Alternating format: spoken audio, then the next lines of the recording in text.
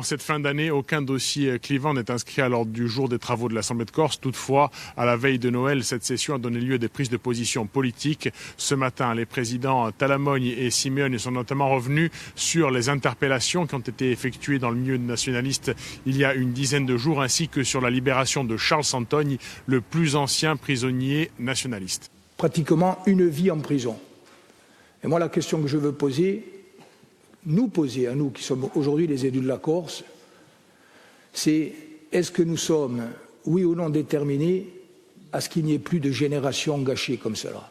Au moment où des jeunes repartent en prison, sont incarcérés, au moment où nous savons que le seul chemin c'est celui de la paix, du dialogue et de la démocratie, est-ce que ces événements qui viennent de se dérouler en quelques jours ne doivent pas nous conduire à réfléchir, nous le faisons déjà, véritablement à nous interroger et à nous renforcer dans notre détermination à dire que ce passé douloureux qui est le nôtre collectivement, nous ne l'oublions pas. Autre symbole, aujourd'hui un texte actant l'urgence écologique et climatique a été voté à l'unanimité par l'Assemblée.